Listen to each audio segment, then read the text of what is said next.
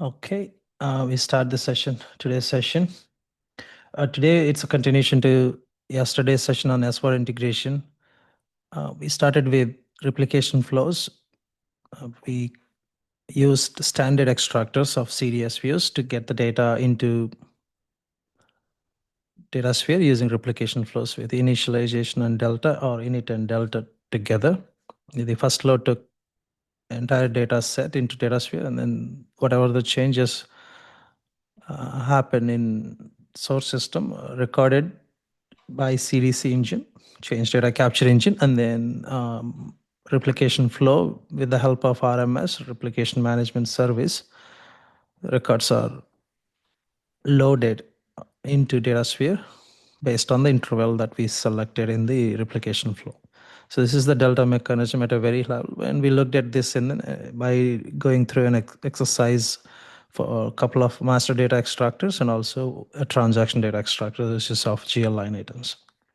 So now we extend this session to have a custom extractor, a custom CDS view, and then we can go through the details of the queue monitoring in little bit more. So that's going to be the agenda for today's session. So we'll start with creating a custom CDS view in S/4HANA system as a starting point. So we really wanted to keep it very basic, not really going into the deeper concepts of CDS view development in S/4HANA in general. So that's going to be a separate course. So we go with an assumption that you have some knowledge on S/4HANA embedded analytics in developing CDS views. If not, yeah, probably you'll have to take another separate course for that's a disclaimer. So going ahead with that assumption. Okay, and then I'm going to close this window and then start creating. For creating a CDS views, I need a table. So I can use a standard table like the company code or any of those ones. Sometimes I may not get right data that I wanted to update for those if the table is standard. I may have to go and update the table using certain transaction codes only. But if I create my table, my own table, I can directly enter the data into the table so that it's more comfortable for me to make changes without worrying about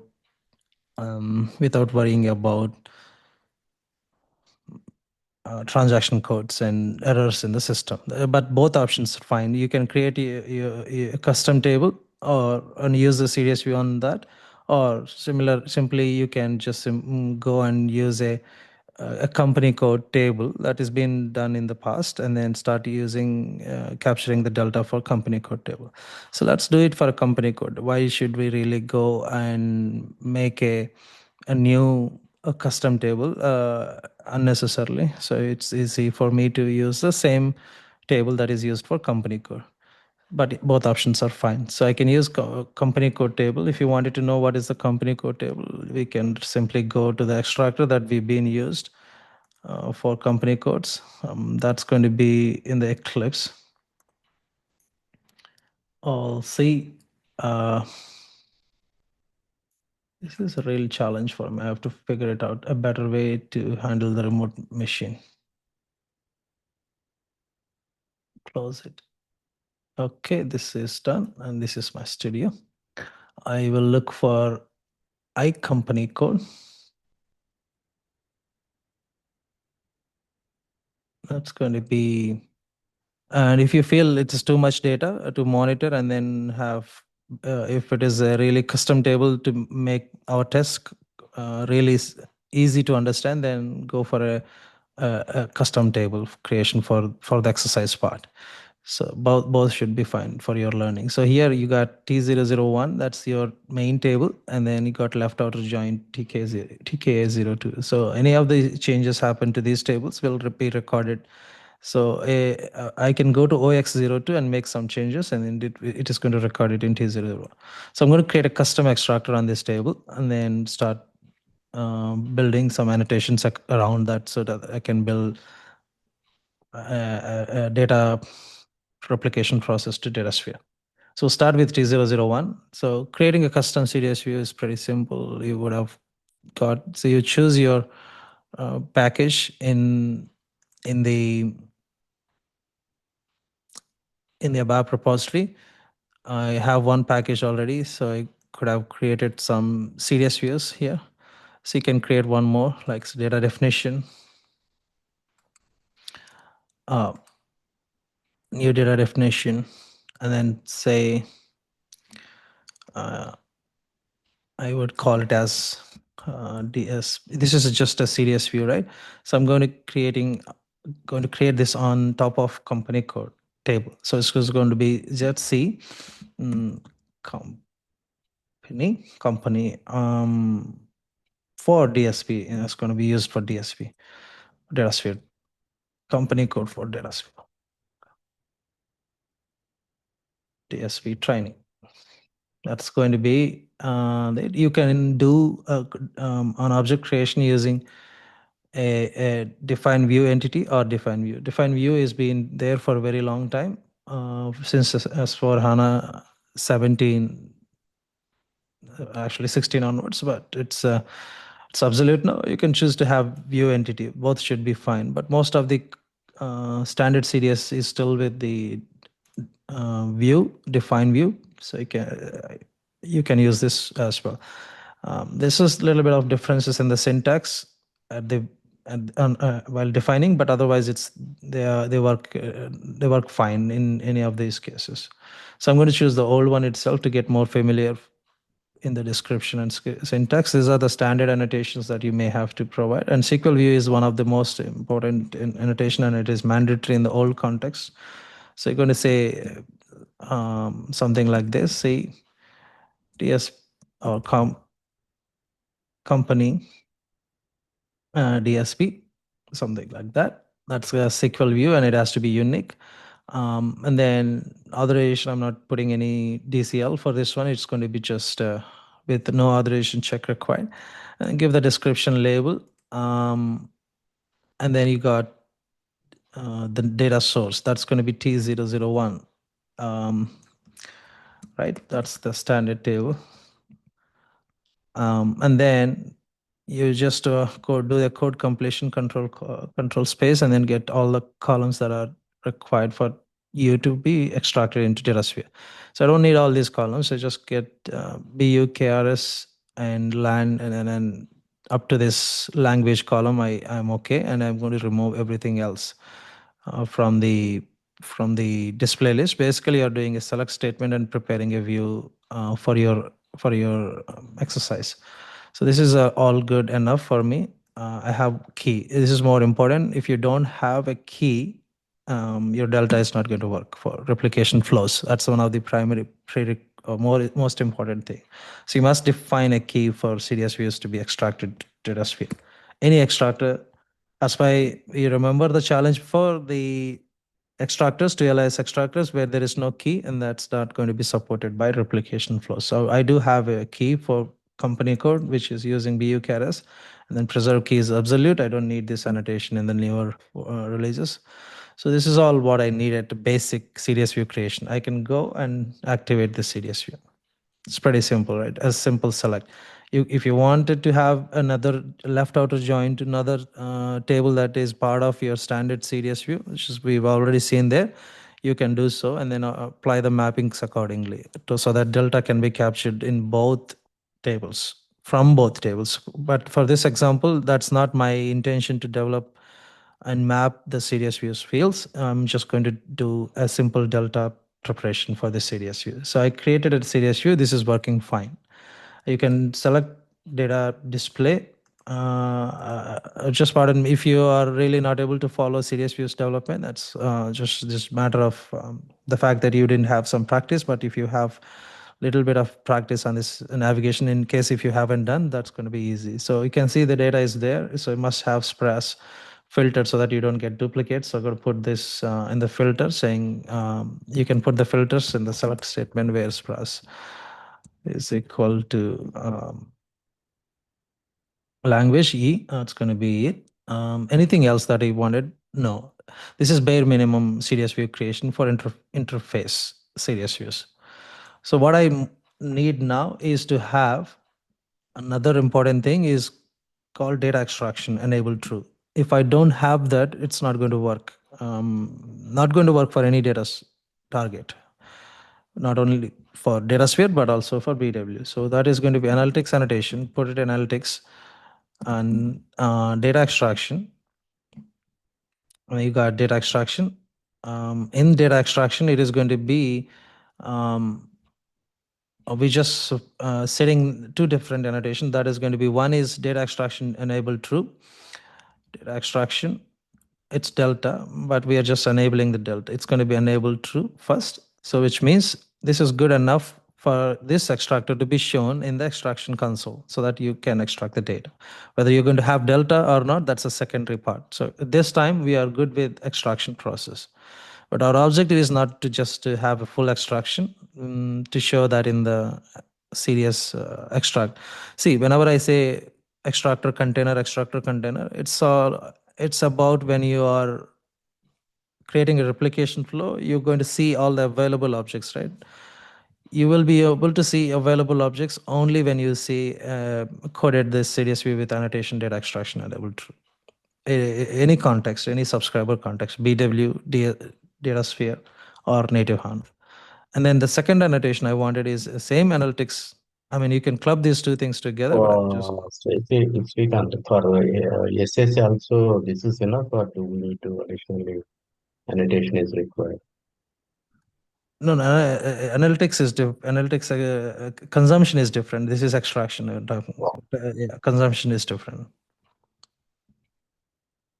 SAC is mainly consumption. This is extraction. Consumption and extractions are a little different then. Yeah, the different extraction, different annotations for consumption. So analytics, data extraction, delta change data capture. So that's going to be enabling the delta, and then I'm going to say true. I'm not really going, as I said, I'm not going really by by mapping. I'm going to put true. This is going to make it simple. So you can have further mapping, all these further annotations for delta, more detailed control on the delta, which is going to be understood from the blog that I mentioned yesterday and even previous session, Simon's blog. So you can find more information about all these mappings. But I'm going to keep it very simple, automatic true. That's it. So I keep it very simple to change data capture automatic true. This makes a CDC engine to be enabled in the backend of CDS S4HANA for this particular CDS. So there's going to be a queue generated, and then that queue is going to enable delta capturing mechanism. You can also see there is a warning coming up saying that data extraction for the CDS view is not possible. So, in order to understand why this is not possible, let's make an activation first, and then there's another prerequisite for you to enable it or expose it for a data consumption, not consumption, extraction, which is going to be enabling an API, internal CDS view APIs. That is going to be done somewhere in the properties in the bottom. So you can see API state. You need to enable this contract to make sure this is released for API usage. I'm releasing it for key user apps as well as cloud development. Both in this case, when you release this CDS view as an API for extraction, that's when it gets visible and activated for consumption or subscribers to get it used. So now let's going to take a look at these problems. Still a warning. It says, yeah, these are the different other warnings, but I don't see this is going to be a warning still. It's not data extraction for this serious view is not possible. This is really still the case. Let me refresh or close it and then open it back. Let's see, still I'm getting that error. Usually I put ZI as the naming convention, ZC for consumption, for reporting mainly. So I don't see this warning. So that is good for proceeding further. So now my CDS view with Delta enable is ready. So as soon as it is being completed, now we are going to go to the subscriber side. Subscriber is your data sphere in this case. And then subscriber will get to know this metadata instantly as soon as you activated the CDS view. So we go to the data sphere system and can start going to create a replication flow there. The replication flow will know the definition of the CDS view by now. And then I'm going to go to the S4HANA ETL and start creating a replication flow here. This is the container that I was saying. Unless you have those annotations, it will not show here. And then pick the S4HANA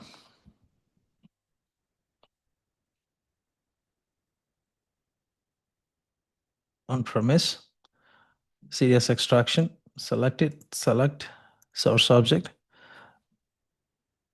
I'm going to look for the CDS view. Guess it's a Jersey comp DSV. That's what I'm going to put it in the search.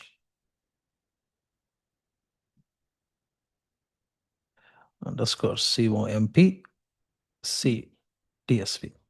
Look for it.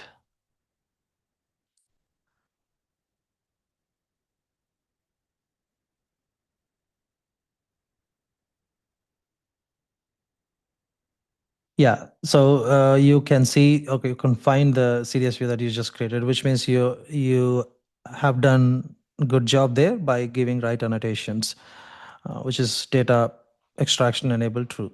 So select that CDS view, say next, and then add selection. And then there's going to be a replication flow source flow editor will be open. And in that, so we'll do the same process of replication with init and delta. Put the settings, initialize and delta, and then choose the target. I'm going to choose the same. I'm going to go real fast, actually. Sorry for that. Not sorry, but just saying you once you've done this one time, then it's going to be really simple and more comfortable for you. So I'm going to rename this one as LT company. I would say Z company code DSP. It's going to be my name as renamed. This is code, and then save it. And then I will change the interval default from 60 to 3 minutes or so. So I'm going to put this RF, say company, oh, actually Z company code to differentiate from the previous one, which is standard, and then this is a custom. Save it and deploy it. And then in the next step, I will update the interval to 3 minutes from 60 minutes and then run this replication flow. So go to the details. And then it's deploying. We'll come to the run settings and change it to 3 minutes, which is going to be 3. Or even I can put 2 minutes. That's also fine. Just okay. 3 minutes is not very long or very far. So that's it. I will run it. So whatever the data that's going to be in the CDS view will be extracted as part of initial, and then set the delta. So you can say open with data preview. There are more than 100 records. Okay, that's fine. I will just put, I don't think there's going to be a lot of records. So let me put 4,000 or 5,000 as the maximum, and then say enter. So you got 230 company codes in this test system. So we'll check this 230 records in the target system to make sure we are okay with the initial load, and then prepare for delta. This is okay. I thought it's been running, so I can go to the monitor. Okay, this is in the status here. It's initial status running. Refresh.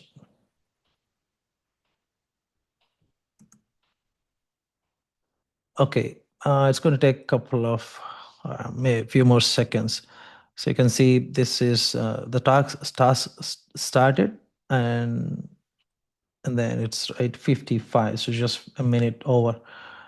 And this is the SQL that's prepared for this one. Give me a couple of more, maybe less than a minute.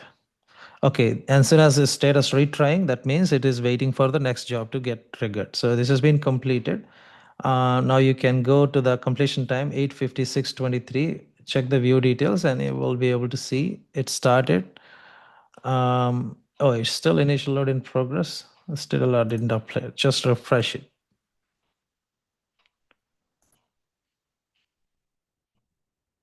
Okay, and that should be completed.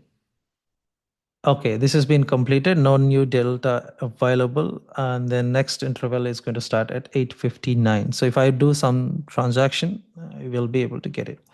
So go back to the source system and then add an entry. So currently I have 230 company codes. I'm going to put another company code. So basically, but I don't want to make this deltas without knowing the underlying, or actually let's see if that is working or not first, and then we can, once we make sure this is working, then we can go through underlying technology of what is happening. So it's going to be OX02. It's the place where company code. You can either change it or add another one. So I'm going to put another one really quickly. New entry. We created Zen 1 and 2, right? So this time I'm going to put another one called 3. We'll say USD and just and then say 3. That's going to be save. Give country, region, US. That's going to be it, and then select it. So, and then you've already seen this process for standard extract. We're just repeating it for another custom extract. So customization is always really taking into a customization transport request. Yeah, so it's been done. So if I run, or actually I don't have to run it. If I go and check this one at 8, what was this 8:59. 30th second, it's going to run for this particular data. So until that, you know where that is going to be in the resilient data buffer, which is our DHRDB and then we will be able to get the data into the target system. I don't have to wait for this one, but because it will work for sure. So you know that it is going to work.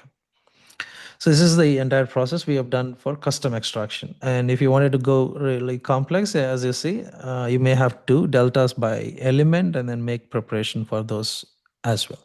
So with that, so we conclude that the custom extractor is also working fine for delta transfers to DataSphere.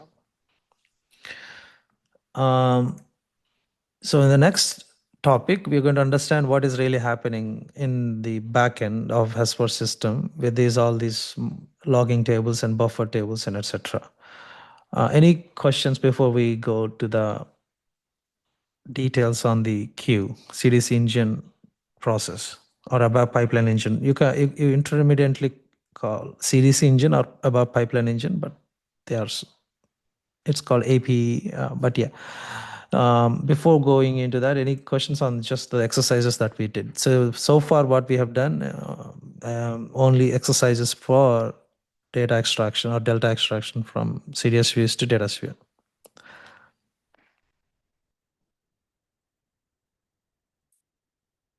So basically, when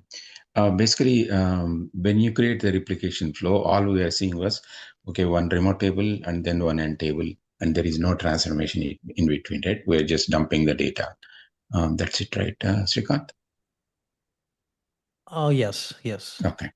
We basic transformations can include filters, something like filters, and also some simple constant mappings and simple functions, expressions, simple things. Okay, thank you. Yeah.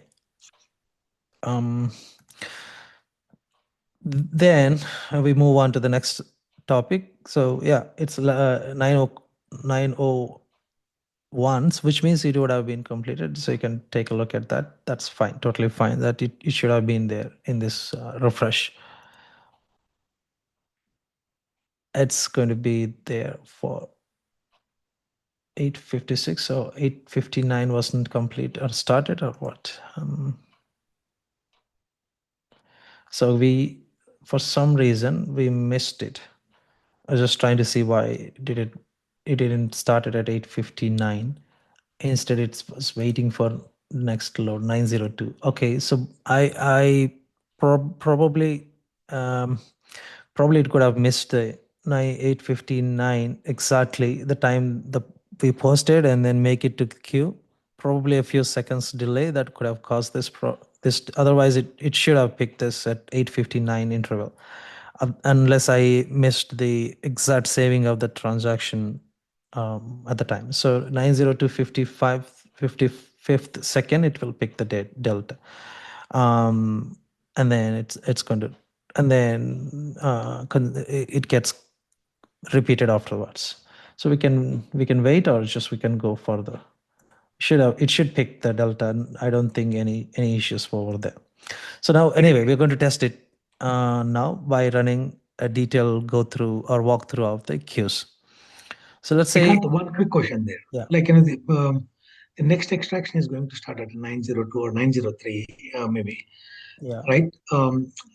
Suppose if there is no new creation, no new change, still it's going to keep running and keep creating the log here, like a old BW, or it will not run at all. Like if there is no delta. Suppose if there is no delta, if the job is going to still run. No, the job will keep running it. As you can see, there's no request. If there is no request, means you don't have any request coming in with say 0 records or something. There's no such thing.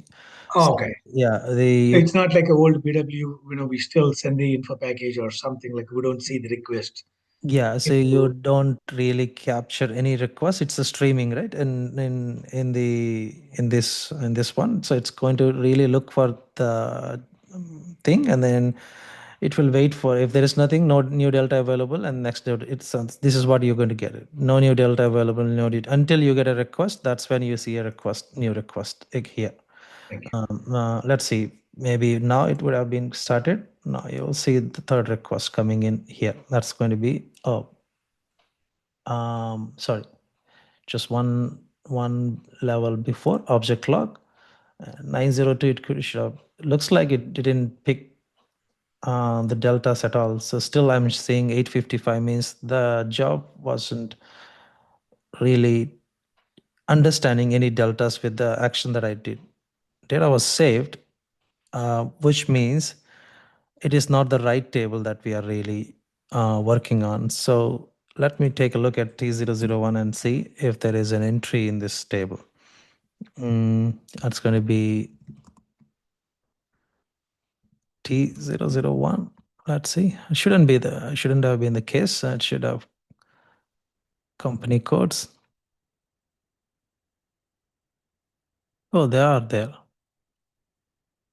So this is there. For some reason, my replication flow is not. Maybe I should have picked the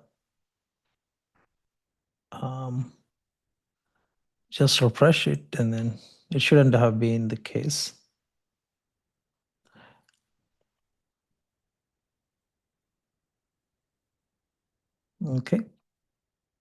Okay, run log still showing me the 8:55 information. The initial load itself, not seeing the new one. Let me see. We go to the target object and see whether this record is being processed or not. Okay, and then data editor.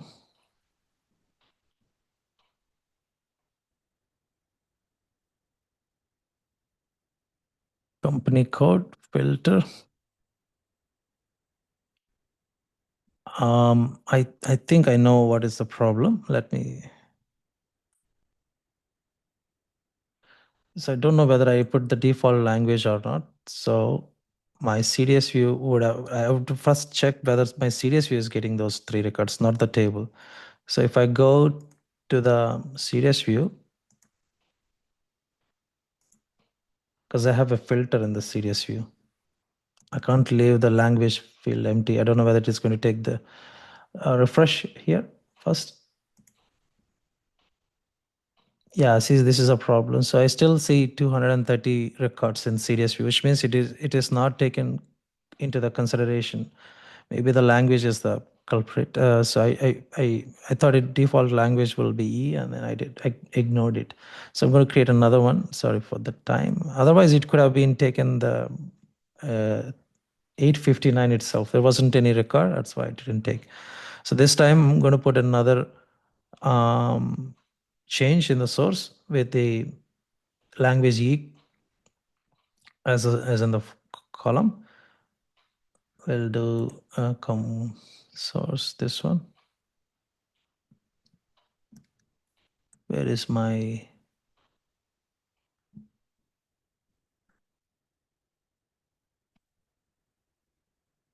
yeah, it's gonna be, this is very getting difficult to change. Control Alt Tab, or what is that in remote machine? Yeah, got it.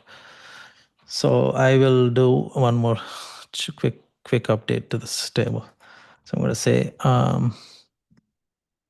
OX02, or I can simply go and change the value to have language populated. It's not a new record, but it's a change. Still, change is also captured there. It's going to be another example that I can do quickly. Changing the gears dynamically here. So select this, say change. Is it? Sorry, I didn't select it properly. Look for finding search. Not this one. Go to the navigation sum, right? The CCC, not S4. You just go to first change mode and then. Okay, right there, and then I can put this one, right? Details. Yeah. Yeah. Language E. Put this one, EN or E. I don't know. I'll put EN. Yeah, and then that gets database saved to E as in source value. Okay, data has been saved. Now my CDS view should have one more record, right? That's going to be refresh. Yeah, 231. Now this will get to the target side without any issue. So when any of the next run that happens, the request will be created accordingly, because that's just something, a filter caused the problem. Go to the replication flow. Now I'll see the detail of the object log. Say when is my next run at this one. View details, it started. The next run is going to be, that metrics and partitions. These are the partitions. We will talk about partitions later. View details. This is actually On the top, view details. Oh yeah, sorry, here, yeah. So view details. Now you can see next one is going to be 906. This is, 906 also failed. So I think I didn't refresh this. This is actually, you need to refresh to see the latest statistics. So look for the view details, and next one is at 9:10, 59 seconds. It's going to run at 59. This time definitely it is going to pick the newly changed record as it is shown up in the CDS view. So that's going to be easy. So now we will check anyway. Let me ask you a question. It might be small for you, but I'm very new to this PWR CDS DSP. So far, we are doing from source to target as a staging area, replication via different ways. But what is the best practice? Like, you can add the transformations, filters, if you are doing from source to target onto the staging area level, or later you will do normally the transformations or whatever other the filters. Transformations will happen after once you replicate the data into this target system. Okay. Yeah. This is done. It's 9:11, and this time I should not miss it. It should have a new request coming in. If not, then we have done something terribly silly mistake. Again, missed.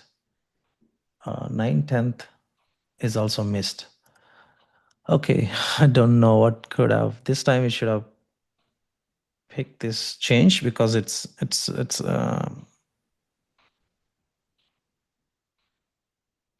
interesting. Interesting. It's still showing 9/10 only.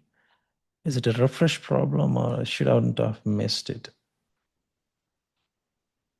Okay, let me refresh and see. Log off and log in. Srikanth, your delta key is book company code, right? But you have not created a new company code, so it is not taking maybe. Yeah, but change, right? Change is also Change, but your key is company code, right? So that company code is not changed. If you create a new company code, it might take, or you need to put a key on language. Key will never will change, right? That's not making sense. Key will never ever change. Change means a property of the value will change. It's not that key itself will change. That's not making any sense. Right? Key is you change the objects for the key only. So for E3 is a key, then you change a property of one of the properties. Looks like EN is not considered as is considered as a change in the T, and then it should be any column in that particular record is changed and it is recorded. And looks like E is not something or language is not something for recording purpose. That's what I guess. It's internal mechanism. Change is with respect to the CDS view, right? Not with respect to the table, right? Whether the CDS view, what the data previously, what is now. If there is a difference, then it Yeah, that is right. Yeah, that could be the reason. Yeah. So for CDS view, this value is not there. For this particular CDS view, it is a new record, right? So it was not there, but it didn't capture from the table in the past. Now, since it created after the fact, yeah, that's making sense to have that. Yeah, it could have been the reason. So when the CDS view executed the record, it didn't have at the time, but later it got changed. So a CDS view was not able to understand that particular change. Yes. Yeah. Let's add one more company code, and we can probably just see if there is any Oh, yeah. systemic. Yeah, that will be fine. If I add one company code, that should work for sure. 100%. Yeah. So that's a logical explanation that CDS view doesn't know the record previously, so it wasn't. So I made some changes in between that caused the difference. So we go to the Alt tab and then make a OX02. That's what the transaction code is all about. Oh, I think I already there. So I'm going to put this to the same place. I will create another company code to show the value in the CDS view. Having that one filter with E is causing all this. Otherwise, I could have been easily, without having a filter, it's going to be easy case for us to do this.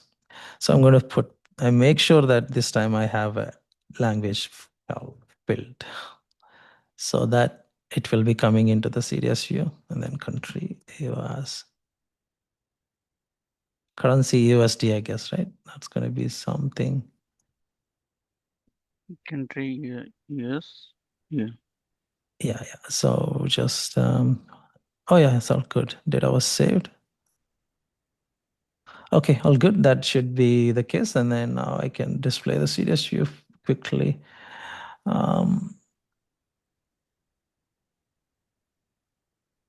Then go to the CDS view, just run it. 232, which is good. Now it should pick this record into the data sphere target system. Data sphere. The next run is going to be at object log, view details, It's retrying still. Let me refresh. Oh, 916 it ran. It understood, and then 919 was going to be next run. So which means this particular record would have been picked up here in the target system. This is going to be, I can open this in a different space, going into the more data builder. And I mean, you can make the change to that particular object as a next change for us. So that is also still going to be captured for CDC engine. So, okay, so this is my table. LTZ company code. This is my table. Do a view. Okay, and then company code, apply filter, and just I hope I have a SQL window to be shown here to console, like to execute some transactions and filters and queries. What is it? It's going to be Zen, something like this. I say okay. Now we got this new one added. So yeah, any change happened to this value also can be recorded and transferred back to this one, as long as CDS view is reading these changes from the inception. So okay, so we are good there. Hi, Srikanth. I yeah. have a question. In Yeah. scenarios like you have some missing data in this replication flow, how do you reload, or do we need to create a new flow? Yeah, you can run full loads anytime. That's not a problem. Okay. Yeah. Yeah. The initial load will get you full load to the table, from to the table to the table. You can filter the documents. You can any full loads are fine to the table. Okay, this is done. The production environment will have the access to do this. Yeah, replication again, flows are your objects to have the filters applied, but generally you don't make the changes to the replication flow filters all the time, but you can put something like a kind of a TVRVC if you wanted to make it in the same language, or put a control table in somewhere in DataSphere and read the value from that control table. You can update the control table somewhere by using something else, and then that your replication flow will read the control table value, and then you can run the replication flow according to the value. That basically put the variable instead of hard-coded values, because you don't have control on the replication flow changes in production. So you can just put some external table or TVRVC variant table in DataSphere to read the data from there based on some programs or manual inputs. And then your replication flow will be executed based on the value. You can run always. Production run is always there, right? Your monitoring is always going to be there in the data integration monitor.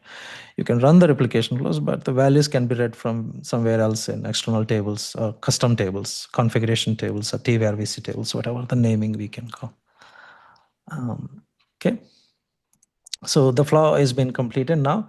So we're going to do a deep dive into what is happening for the queue. And this is going to be the same for, there is no control table. It's just saying you can create a control table. That's what I'm saying. You can create your own control tables and just put the values in there and run programs or stored procedures or anything. Or you put it in HANA tables directly, and you can run the stored procedures from HANA also in the task chains. There are multiple options that you can see. Okay, so now I will go. So since we understood the replication process, we go through the backend process in the CDS views of S4HANA CDS. So let's say you understand this one. The change data capture. So this is going to be same for anything. Let me see if I can draw my computer, which I'm using, if I can do some advanced settings. So let's see. I can connect my tabs so that I can draw some diagrams. Share, advanced sharing options.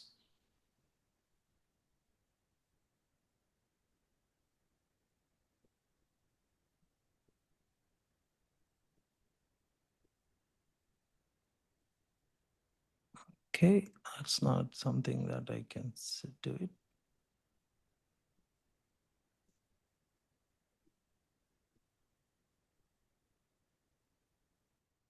Yeah, it's not. I should be on the same network as this one. Just that.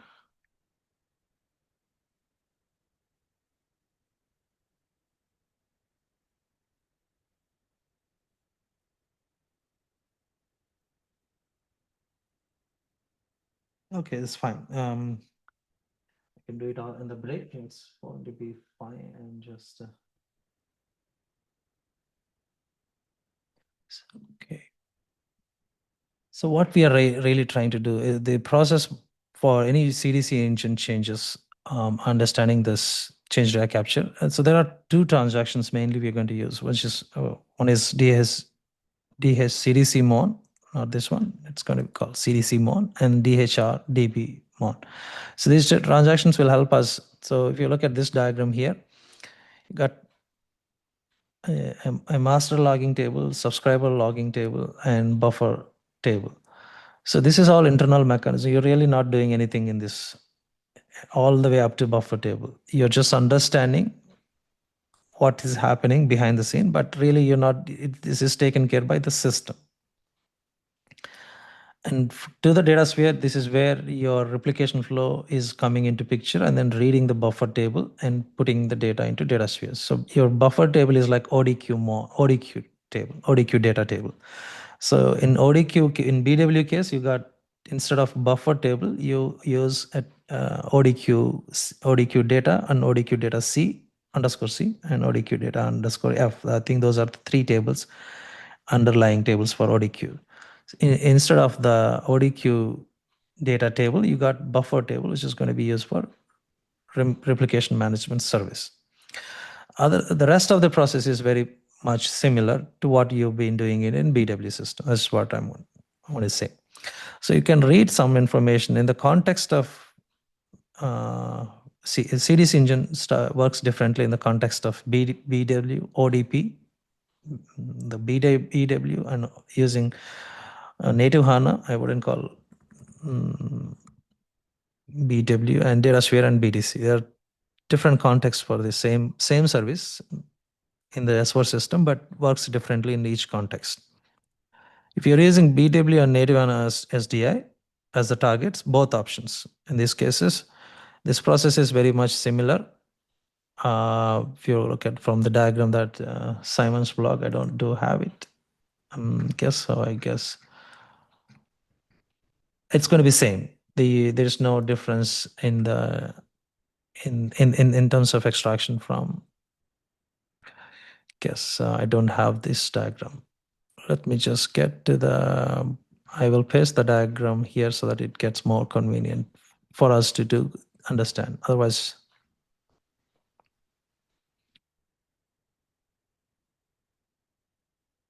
that's going to be Simon log on data extraction.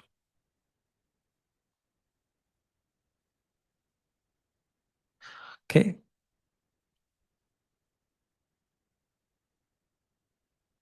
Second part, delta handling. So this is what really most of the times the people trying to ask more questions in the interviews are about, because of they wanted to know whether really you got to know into the deeper tables level understanding. So you have this one going into the ODQ. So CDC will get the data to the ODQ, and then from there the APIs will read the data to BW as well as SDI, native HANA or data services or whatever the case. So these two big boxes were there for quite a bit of time, even in S4 HANA as well. So the one that we are really looking at this, the bottom one, and there is something else called resilient data buffer. It was not shown in this here, like the way he was focusing more on BW context. That's why he was explaining. But there is another table called a small table called what do you call RDB? That's actually not outside. It's within the HANA. It's called RDB. Resilient data buffer, and we will be using this table a lot from CDC engine. Okay, so this is really the source for your replication flow. Like ODQ has been the source for your BW and SDA, and this table RDB is the source for your data intelligence and replication flows. So we are really understanding the flow is going to be different from CDC. In the BW context, it goes like this.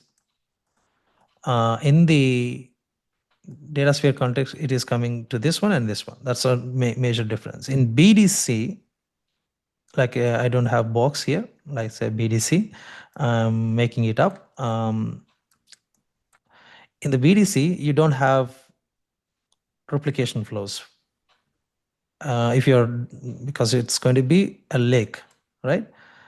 I thought I would draw this. It's going to be a lake, the initial data lake managed by SAP.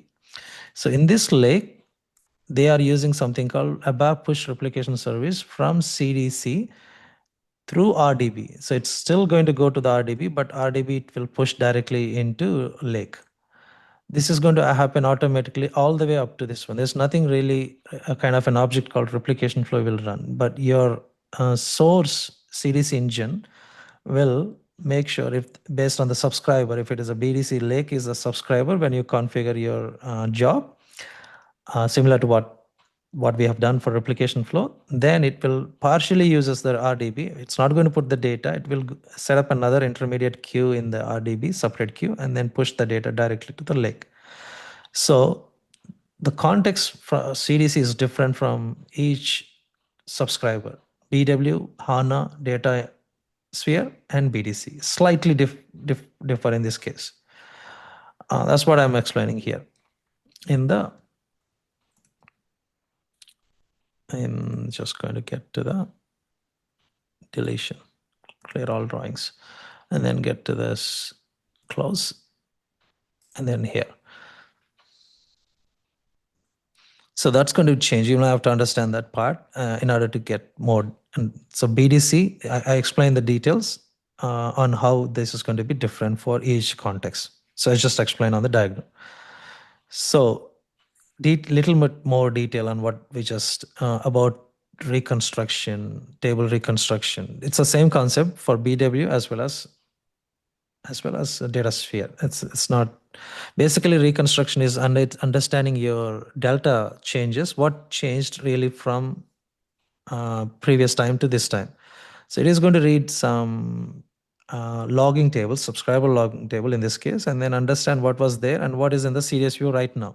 And it makes a relation based on the keys, and then we'll generate the deltas and understand what is changed and put the changes to the RDB in this case. And that is what you call as reconstruction.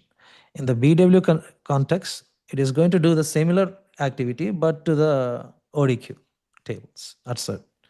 So really internally, this is what happening. You can read the explanation of what happens in terms of reconstruction is all about. What are the jobs involved in doing this? So basically, if you go to this transaction, you will be able to see those jobs. Go to this transaction.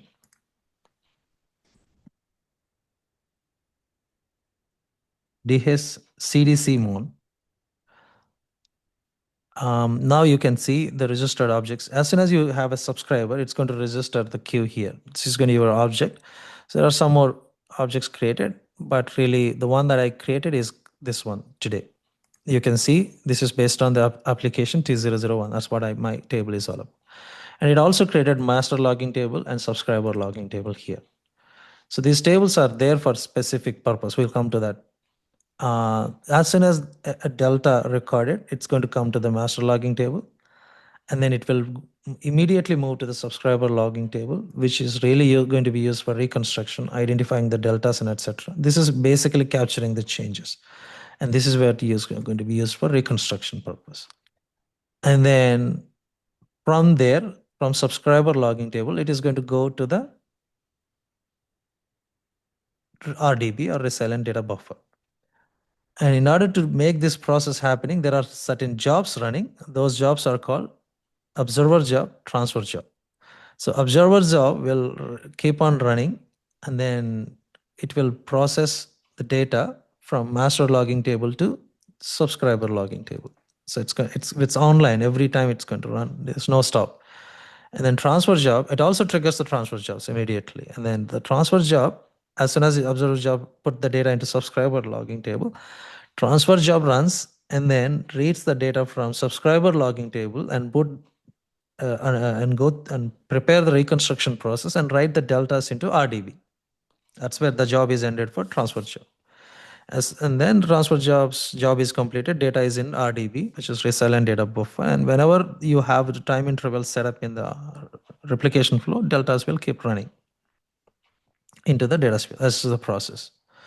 So if you look at the job, these jobs, transfer jobs, this is the transfer job. So you can actually select this one and then go and see in SM37 and what it is doing. SM37. And the job will run even in BW context also. But the purpose of this job is going to differ from what we have. It is going to write the data to ODQmon in the context of BW. That's what I'm trying to say, merely. That's it. So who scheduled this job? I don't know. So that's why I put this star and then put this as an stack and just get this data executed. So you see this is run by basis most of the time. And then you can see ST HANA also, because since I ran just now something, it got created at 22, which is 10 minutes before. So it's been running for my deltas. So basically for my queue, this has been running. So if you can look at this details, it doesn't show anything. To get more details, you can go to the application log from DSC CDC mod. That's going to be your application log. So look by your user, in this case, ST HANA, fine. Say execute. Log triggered by, I don't have a log triggered by on my name. Let's say let's give it all the logs to see. Okay, so these are the logs by health check. We are currently showing only the failed information. Oh no, I put all logs, but it was really showing all the failed logs. Health check. Let me go all the way bottom to see my other jobs. Okay, it doesn't show any of the other jobs here. Only, I mean, it shows everything, but it's currently showing the logs for the failed ones. So the application logs can give you whether your job is failing or not failing.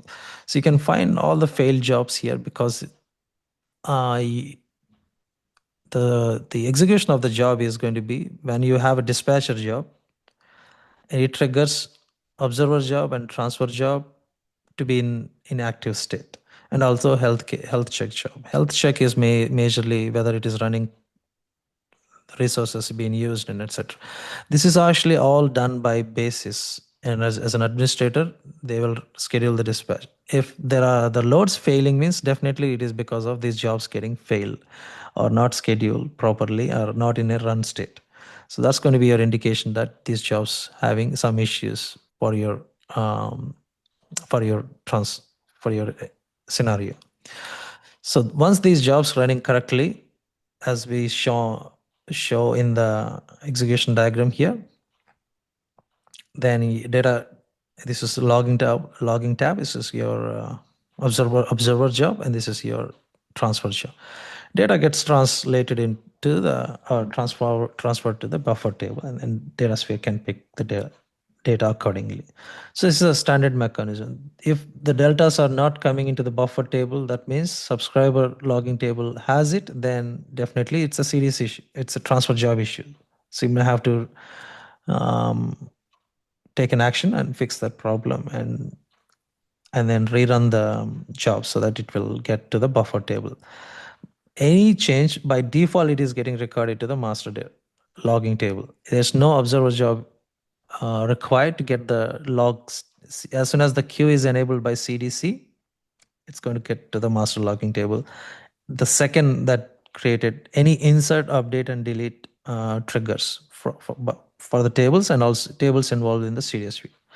So master logging table is going to get everything recorded by default. And if you don't have observer log running, then you're not able to transfer this data to subscriber logging table. And if you don't have transfer job running, you don't have the data into the buffer table.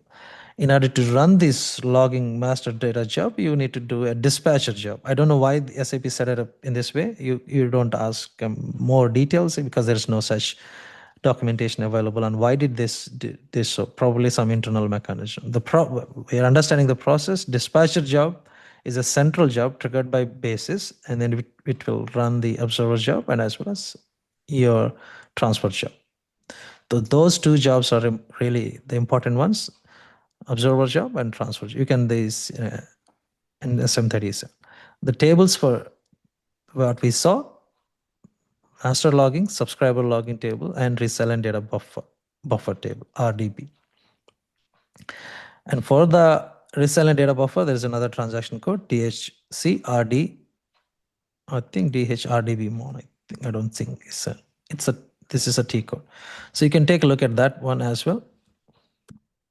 DHRDB more. This is for RDB monitoring. So you can see that every queue, or you're going to have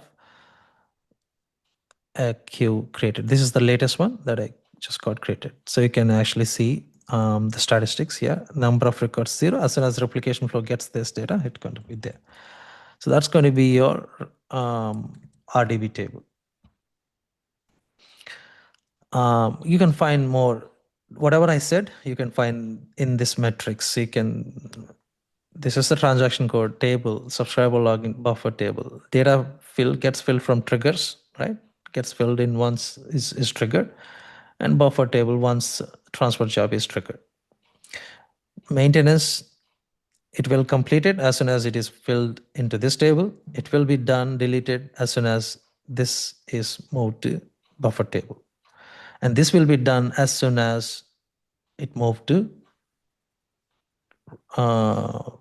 replication flow target table. If the replication flow target table has failed that particular job, and still buffer table is going to hold that one, because it's going to delete only when replication happen to the target side.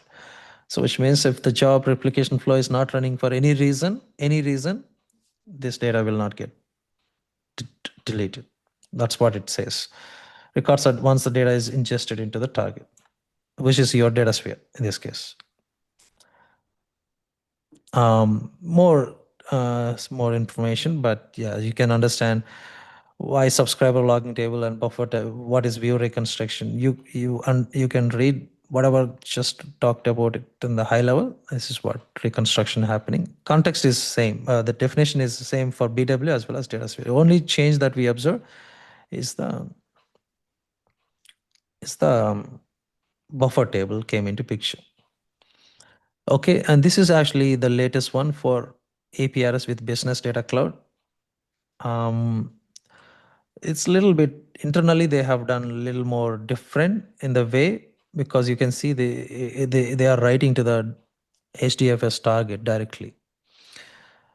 In general case, we don't write to BW. BW will trigger something to get the data from ECC or S4, or DataSphere will do something, replication flow, to get the data. But in the context of BDC, it is going to push the data to the HDLFS target. And this is taken care by SAP itself, because they don't want to give the control to anyone. It's a standard data product. They will run the data products data into the HDLFS target using a different configuration. That's what they are trying to establish for the standard data products. But still, you're going to have observer job and transfer job working for you. And then the purpose of transfer job will differ slightly to have it pushed to the data lake directly, instead of having replication flow in between. So that's what the major difference between loading data to DataSphere versus BDC data lake. When I say BDC, data lake of BDC, which is going to be your HDLFS target. You can find a lot of details about how does it work in this blog from Andre. what happens in these jobs. And he also gives a lot of explanation regarding transfer jobs. There is a new transaction code for this everything.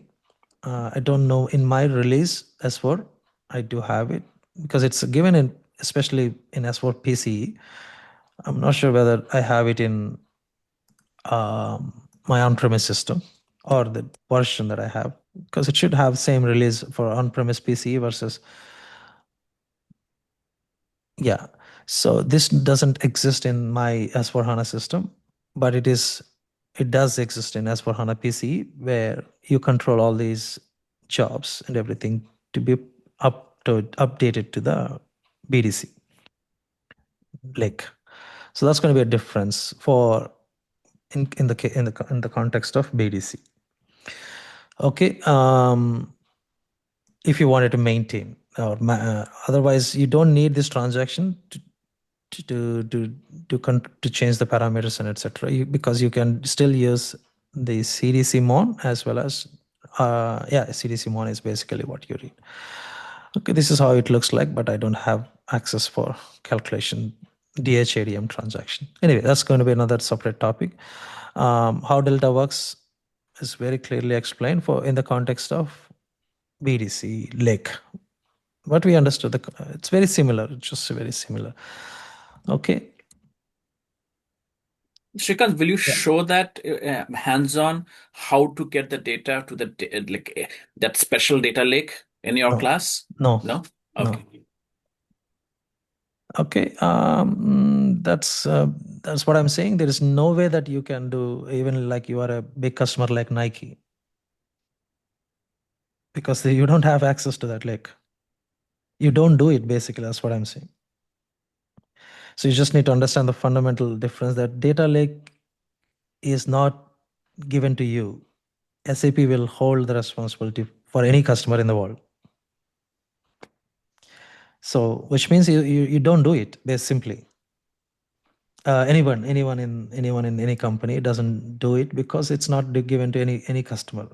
SAP wanted to hold it for themselves, and then we'll take care of the loading process. You just tell SAP to load the data also, and they will load it for you. And you can't load the data to the data lake. Okay. Mm-hmm. Shrikant, what is the name of the author that you mentioned just now for one of the blog? First is Simon Blog, then next one you mentioned the name of the author. Yeah, Andre. Andre. For any of the S4. Srikant, can you show that Andre blog one time, just how to the Google search? Yeah, we have it here, and this is the blog. Yeah, so he's from product department, and he's very, very helpful. So I posted some of the. You can also reach out to him. He's also working. Is especially is the one who is working in the CDC. Not working in the product department, from CDC to BDC, APRS engine. So he's the key person for anything related to. But really, you can only understand this entire part for your comfort, but you're not really going to do this one. That's what because it's going to be done by SAP in the way, because you're not allowed to do. So, but yeah, it's only for understanding on how it is happening and in general. Okay. I'm sorry. Again, you said SAP is not allowing it. Suppose if our customers sign up for a BDC, Yeah. Still we will not have any control on what data we want to push. Say we want to say sales or purchasing or finance. So you just need to tell them SAP is the one who is going to push the data to the lake. You will not tell them, but you will activate the action, something like an app saying that I wanted a sales app or something, and then you're buying it. And then buying means basically you are subscribing or activating it. As soon as you activate it, the the pipelines get started, and SAP will do the job for you, and data will be loaded to the target automatically, and then you can use that as a data product in the target. That's the maximum that you can do. They will be available as data products for you. You don't have to do anything. It's not about you don't have. You can't do anything because you're just going to see the data product available to you for your sales app in BDC. Okay. Yeah. So what happened? If you want me to hold this question like in the end of the class, We have that detailed topic in the Okay. BDCs. Thanks. So that's actually the BDC area where we go through. Unless you're going to say, okay, SAP, I don't want to use any of your standard data products. I wanted to go my own. That's when, this process itself doesn't work, because you're going to take it on your own, and then whatever we are doing in on-premise system will work. So that's why I'm saying BDC, you have two options. Either you can go with their SAP own way, or SAP's control of data lake, pushing to data lake of their own, or you can choose to follow current process, what we are doing it in right now for on-premise system. Even for S4HANA PC, you can do the same as well.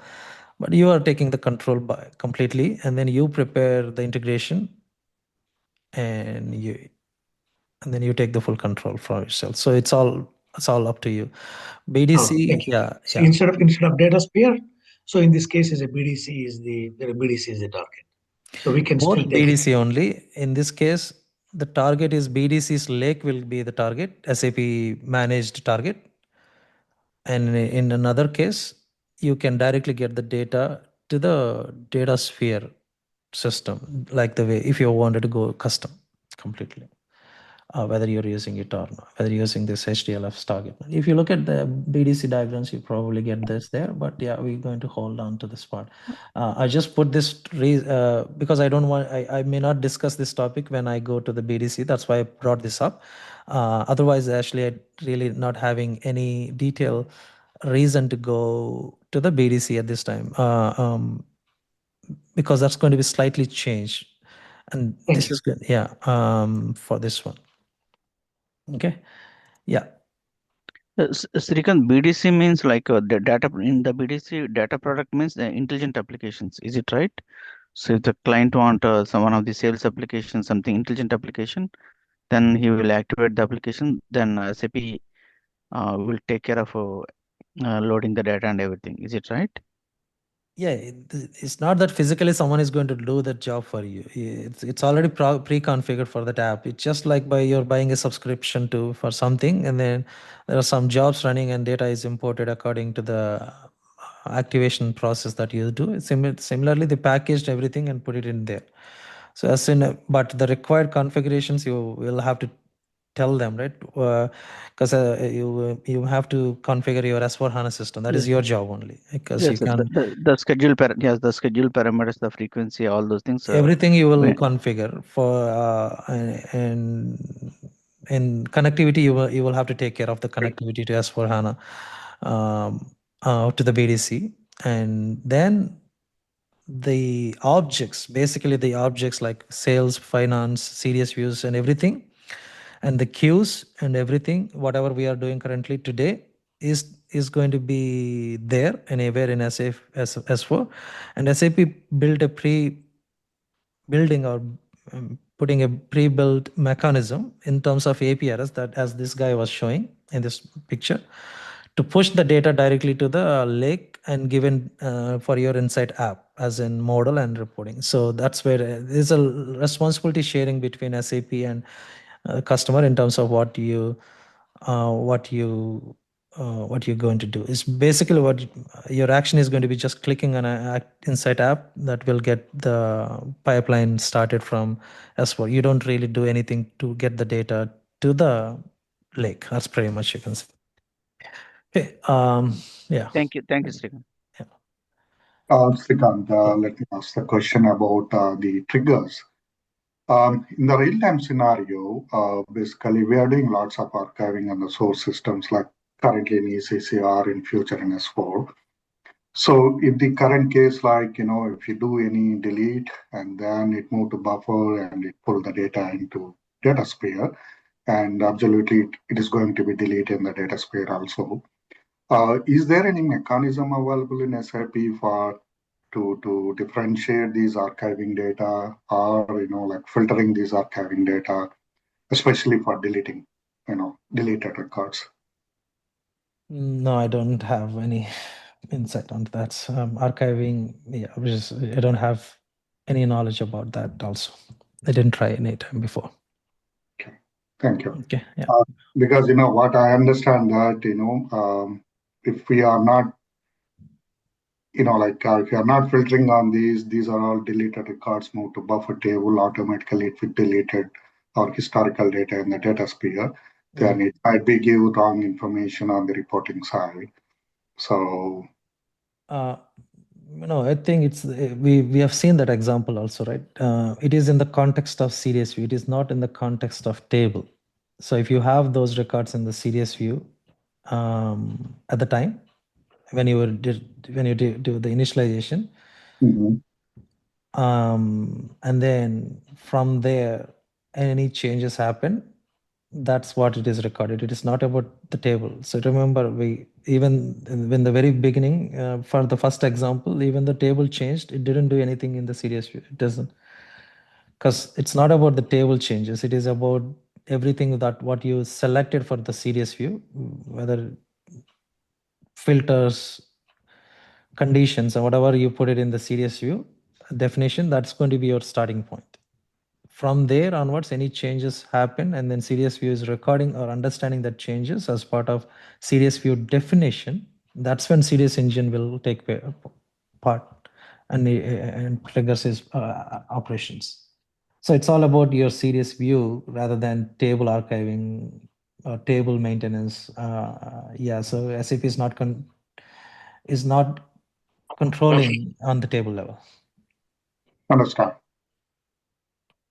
Okay. But I think, Shrikant, that kind of scenarios is well described in one of those series. Those 3 blocks are there, right? I think it's clearly explained about that archive object also. Archive also. Okay, nice. Yeah, good. Yeah. Or somebody would have really asked some questions also. You would have answered many places. Then yeah. So that's actually something really definitely one of the important blogs that I have seen on this topic. And again, if you are really wanted to catch up on the latest updates, this guy Andre is really the one that you should really have put the question. He's going to answer for sure. 100% he's going to answer in the latest okay. So we don't want to put more time in this one. So we'll stop it here. So you understand the entire flow for this context. You can read more information in the BW context and also DataSphere context separately in the support content for the CDC. Look at this one. This is going to be whatever we just saw or seen in the system. These jobs will run. For example, if I make a change, it's going to be done the same. For example, I can go and create a new record, and it will come to the master logging table and then moves to the subscriber logging table, and then from there RDB, and then from replication flow. I don't have to do another exercise. Now you know the drill. So you can't really see master logging table and subscriber. It's going to take in fraction of seconds. So I can't really show you unless if I make I go and manually fail the transfer job or stop the job and then put it in this state, and that's when you can see this subscriber logging table is really there. Otherwise, it's instantaneous to get to the RDB. Whenever you see, if you wanted to clean this up, everything, you can stop replicating or stop logging. It's going to remove the queue. For example, if I wanted to remove this queue and completely start brand new, I can just select it and then say stop logging. Issue wanted to delete subscriptions. Yes, I am very sure. Say select it. it's going to remove entire logging so far happened to the one that I think this is the old one. I did it, but I can do it for this is for when you wanted to restart everything, reinitialize,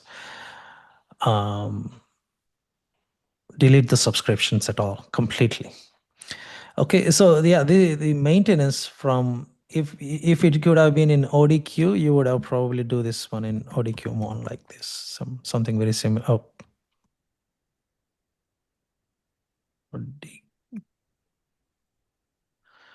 You can see the subscriptions here, and then you can select the particular subscription. Select the subscription. This is someone else. I'm not doing it, and just delete the subscription. We'll end the subscriptions for the target. Similarly, you can do it for CDC jobs to the DataSphere. Okay, so that's about the maintenance of. I wanted to give you another screenshot somewhere really related to from Andrew's blog itself. I think it's actually in the BDC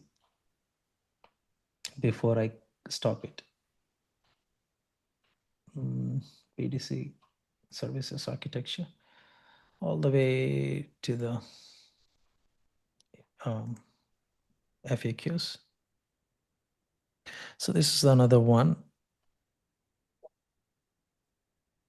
Not this guy, but yeah, Andres.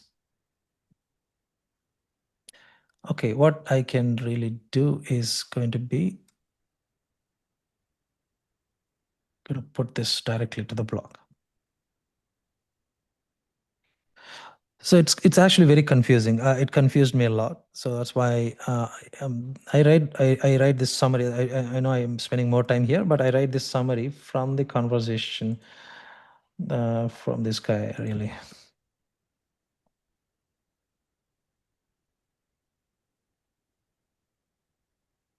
So I'm going to put this in this extract for you also, so that you can understand the same way. So whatever I got it, I'm just putting it for you also, same in the same context, so that you don't have any difference than what I understood. So this is a clarifications trial that with this guy. So if you look at this details, this is not from my own interpretation. This is what exactly from the product team on how it is working. So it's definitely going to help you on the way that this has been changed. APR has been changed. Basically, the problem is why it's confusing, and it works differently for each different data target. It targets to SAP HDLFS and the BDC Foundation service. Can it push to BDC DataSphere Object Store? No, he said no. The way that is used for BDC, it is going to push this to the managed HDLFS only. That's what they merely currently it is doing, not to the DataSphere's HDLFS, because DataSphere HDLFS you're going to use replication flows, and the way they intended to do this entire process recently that I just shown is to push without having replication flows at all. So DataSphere, the way DataSphere can get the data into DataSphere in context of BDC is through replication flows. Okay, so that makes sense that they're not, this one is going to be only to the target to the BDC standalone data lake, BDC SAP managed data lake, not DataSphere managed data lake. So it's a push scenario. They will push it to the lake, and it's an intermediate storage. Actually, RDB is partially worked, but in a replication mode, to collect data for some, just not to create an HDLS. So HDLF is going to be your stuff. I'm going to put this blog extract for you. So I don't know whether I can put this question and answer discussion, but I will try to capture in a Word page and attach to the training curriculum, so that you get to know this one. Okay, so I'm going to end this one here. Yeah, final question is, yeah, so go ahead. It's raised. Yeah, so the DataSphere data lake is nothing but whenever we create a space, it is asking the question, right? Whether we want to do it HANA or data lake, right? So Are you referring to that data sphere data lake? What does it mean, like exactly from the space point of view? No space. No. Yeah, while What is creating the space, right? So we have Mhm. two options, right? Yeah, In the yeah. option button, right? So can you relate with that now? Whatever you just now explained. Yeah, the space is a data lake only. That's different. Anyway, the data sphere has the object store in it, right? That's basically there are two object stores. Right? You all know one is standard SAP managed data store, and then one is data sphere data store. That's I'm trying to see the difference between whether they can push the data to SAP standard only, or they can even push to data sphere data lake also. That's what the context here. And he said it is only to the standard data lake of SAP managed data lake and it is part of the activation process or packaged application activation process that they have. So if you're not understanding, that's fine totally, because we didn't talk about it, BDC. I don't want to spend a lot of time here. In case if you already understood, that's fine, just use it. Otherwise, you can wait until BDC topics are taken care of. So I'll paste this question answer entirely, copy paste, and send it in the separate block for you. I'll put it in there and then attach to the. Come on. Recordings for today. Okay. Yeah. If you have any questions in the CDC engine in general, not related to the BDC, there's a dedicated topic for BDC. I don't want to mix up right now. I given enough. Oops, sorry, didn't paste. I will. Yeah, I will paste it later. I will remove all these missing parts and paste it later. Yeah. Question on the CDC engine overall. Yeah. In old BW, suppose if something happened, like we can retry the delta kind of stuff. Yeah. So can we do that, retry delta, unless until the data is transferred? I know it's going to stay in the resilient buffer. It's not going to get deleted. But after, say, after data is moved to data sphere, if something happened on the data sphere side, on the SAP thinks that okay, data is already shipped, data is already transferred. On the data sphere side, suppose if something catastrophe happened and well, we lost the data. Yeah. Is there a way we can again go back and lost delta, something like that? No, I don't know anything that such type. And once it is loaded, it's a replication mode, so it's not. There is no backup for RDB as far as I know.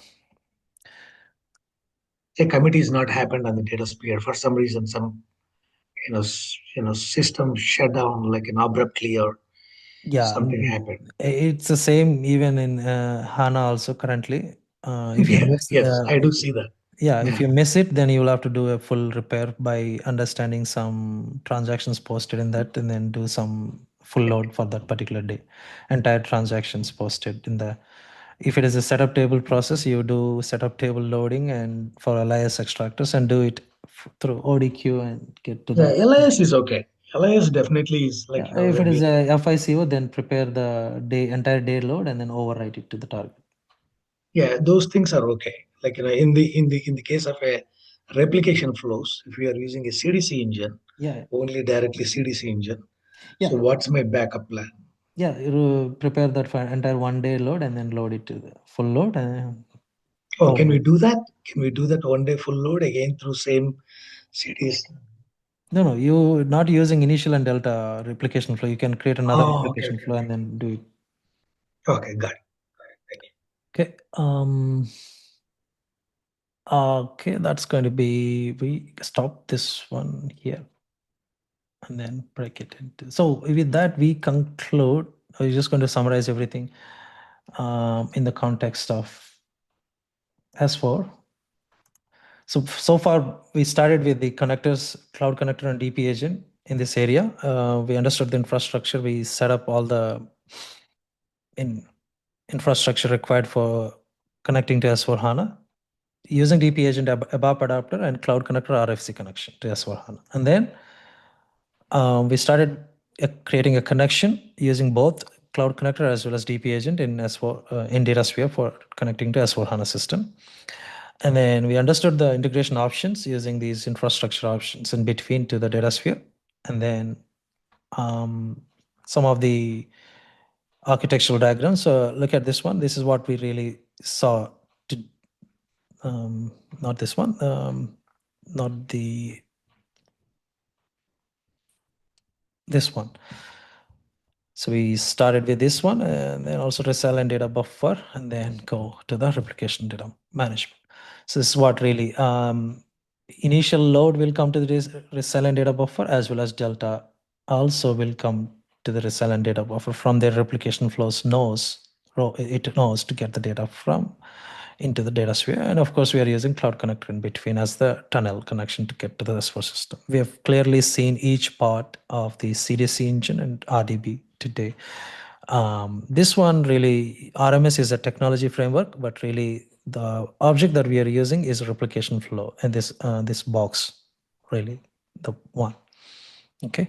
And then finally gets to the local table. So we have seen these architecture things a bit. And then we started with exercises in ETL remote tables. Actually, we didn't really cover the data flows. So I can really quickly go to the data flows in the context of CDSV in the context of CDSV as well. So we're going to say that one.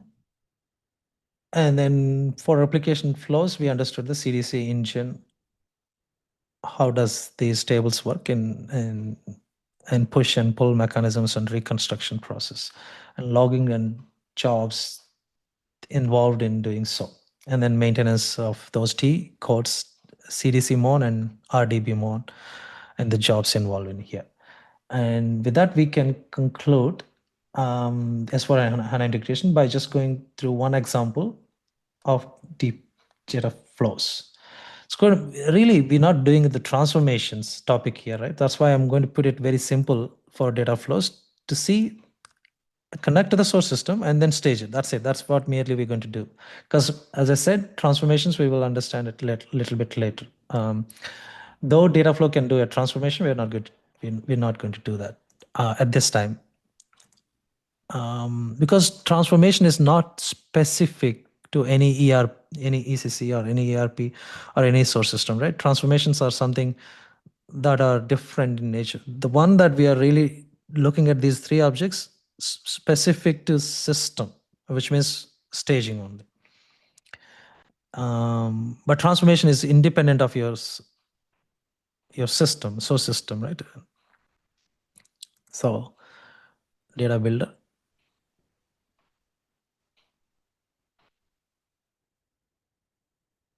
Go to data flow.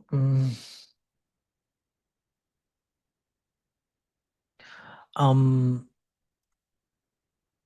then create a data, actually it's a data flow, and then you can see repository object. This is currently what you have it in DataSphere, and sources. In the sources, you get connections.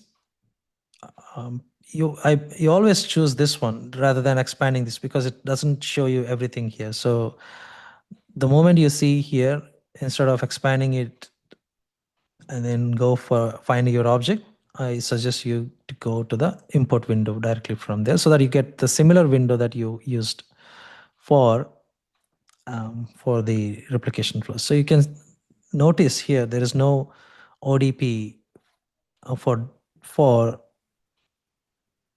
data flows. So you can use SLT. I don't have any configuration for SLT, but you can use CDC extraction. So I'm going to put this CDC called ZC underscore CDS called the company code underscore DSP. This is the CDS view, and say next. Going to add selection, and then this will become as a source to your data flow. As I said, I'm not going to put any transformations here. We're going to stage the data by using data flows as well. But yeah, you can do transformations this one. So basically, you put directly template table. So this table can be called as local table data flow for company code.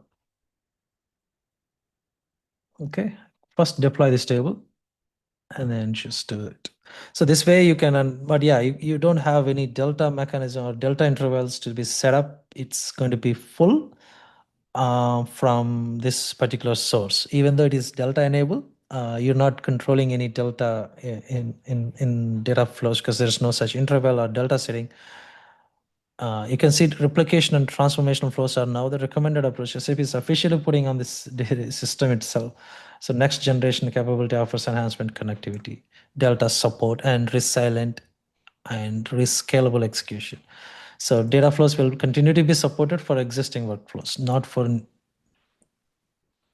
for better pipelines. So I try to keep as much as less on this topic of data flows because they're keep putting in the system not to do it. Save it.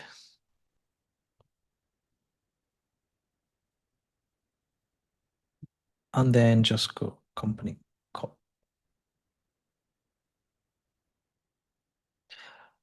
And then save it. So it's going to read the data from source system, CDS view, and then put it into the table. Simple full load. Deployed. Okay, that's when we completed the data flow as well. That's from this diagram here and the configuration and architectures, which is going to be data flows, CDS views to data flow to local table. So you got the on-premise ABAP system, your S4 HANA system, get the RDB. As I said, RDB will get initial as well as deltas in the case of replication flows. Here in this case, there's no delta. We get everything to the RDB. That's going to be put it into the agent. I mean, agent is actually in between. It's not inside Cloud Connector, and then gets to the data flow automatically. It's going to be whatever it's in RDB. It's going to come here. There's no change data capture in between DataSphere or data flow versus RDB. It's all a one full extraction to data flow. Okay, that's what really we looked at for data flows. So with that, I'm going to conclude S4HANA integration topic as in the integration. Okay, we'll stop it quickly.